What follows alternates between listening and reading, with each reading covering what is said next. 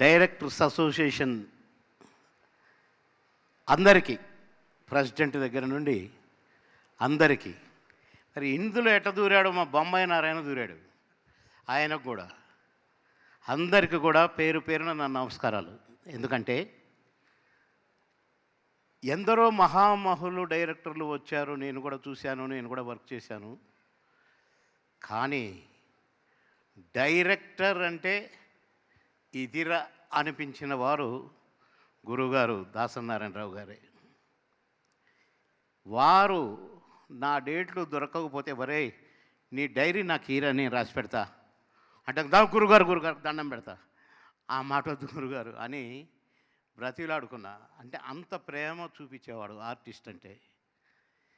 సుబ్బారాయుడు పెళ్ళి అనే షూటింగ్లో నాకు మెడ్రాస్ అయ్యి వచ్చి 2 కళ్ళు పెద్ద ఇంత లావుగా వాసిపోయి నాకు చూడటం రావట్లేదు. క్లైమాక్స్లో కళ్ళు తెరవటం రావట్లేదు. ఎర్రటెండ తిరుపతిలో మన రాజేంద్ర ప్రసాద్ గారు మేము ఒక సీన్లో యాక్ట్ చేయాలి. ఆ క్లైమాక్స్లో ఒక చిన్న సన్నివేశంలో నాకు కళ్ళు తెరవటం రావట్లేదు, నీళ్లు కారిపోతున్నాయి, ఎర్రగా అయిపోయాయి. నన్ను చూసి బాబు నేను చేయలేనురా, నీ కళ్ళు నేను చూడలేను, నేను ప్యాకప్ చెప్పేస్తున్నా, ఎప్పుడన్నా చేసుకుందాంలే తర్వాత 2-3 నెలల తర్వాత అన్నారు. గురుగారు దండం పెడతా, కాళ్ళు ముక్త గురుగారు, నాకు 3 నెలల దాకా ఖాళీ లేదు గురుగారు, చేస్తా గురుగారు, నా కళ్ళు పోయినా పర్వాలేదు గురుగారు అంటే ఎంతో బాధపడ్డారు. అలా నన్ను ప్రేమించిన దాసరి గారి సినిమాల్లో చాలా సినిమాల్లో నటించాను. నా భాగ్యం అది. నన్ను ఎంత మురుసుకునేవారంటే మాయాబజారు సినిమా తీస్తూ దాసరి గారు, అక్కినేని నాగేశ్వరరావు గారి క్యారెక్టర్ మారింది, ఇంకా కొందరు మారినాయి, చంద్రమోహన్ గారి క్యారెక్టర్, నా క్యారెక్టర్ మాత్రము యాజ్ ఇట్ ఈజ్ రేలం గారిలాగానే నటించాలని పెట్టారు.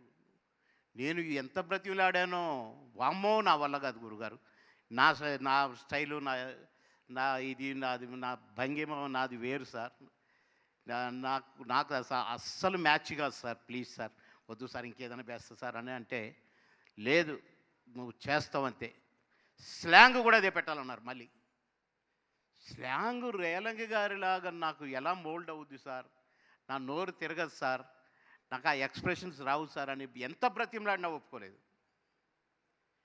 డబ్బింగ్ కూడా నువ్వే చెప్పాలన్నారు. మనకు 3వ దెబ్బ కొట్టారు నన్ను. నేను చెప్పలేను గురుగారు అంటే, నేను చెప్తారా, నీకు ఎష్యూరెన్స్ ఇస్తున్నా, నువ్వు చేయాల్సిందే అన్నారు. చేశాను. రేలంగారు లాగానే మాడ్యులేషన్, రేలంగారు లాగానే నడవటం. సో సుందరి వంటి దివ్య స్వరూపము ఎందెందు వెతికినా లేదు కదా ఆ పాట. రేలంగారు సావిత్రి గారు నాకు ఆమని గారితో నాకు సంగు పెట్టారు. పెట్టి నేను యాక్ట్ చేస్తుంటే మురుసుకొని, నా బిడ్డరా నువ్వు, నా బిడ్డ అన్న ఆ తండ్రి గారు దాసరి గారు పరమపదించటం మాత్రం చాలా దురదృష్టకరం. వారు ఇంకా ఉండి ఇంకా ఎన్నో మహత్తరమైన సినిమాలు తీసి ఎన్నో మహత్తరమైన క్యారెక్టర్ నాలాంటి వాళ్ళకి ఇచ్చి ఎందరినో స్టార్స్ చేసి ఉండేవారు ఉండుంటే. కానీ మాలాంటి వాళ్ళకే దురదృష్టం ఇది. ఎందుకంటున్నానంటే ఆర్టిస్ట్ని ఎంత ప్రేమించేవారో ఆర్టిస్ట్ని అంత గౌరవించేవారు. భోజన ప్రియులు, వారితో పాటు భోజనం చేయాల్సిందే అనేవారు.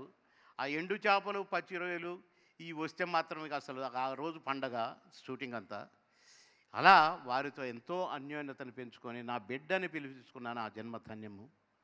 వారి గురించి ఎంత చెప్పినా తక్కువే, చాలామంది పెద్దలు మాట్లాడారు. ఏవి చూస్తుంటే దుఃఖం ఆగలేదు అసలు. ఆ నడక, ఆ టీవీ, మళ్ళీ ఈ తరం.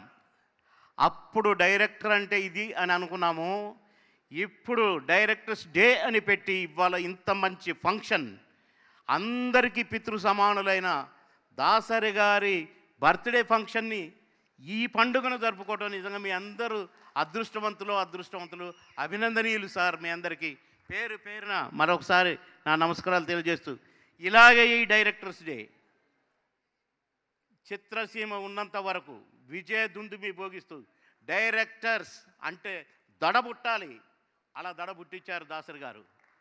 ఎదురెదురిండ్లు ఎన్టీ రామారావు గారు, దాసరి గారు సార్ నిద్రలేసేవారు, వీరి ఇంటికి వచ్చేవారు. మా అన్న, నా దేవుడు ఎన్టీ రామారావు గారు.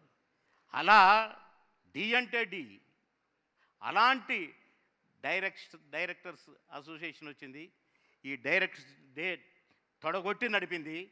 అసలు ఏవి చాలండి, మీరు రేపు ఏం సాధించబోతున్నారో.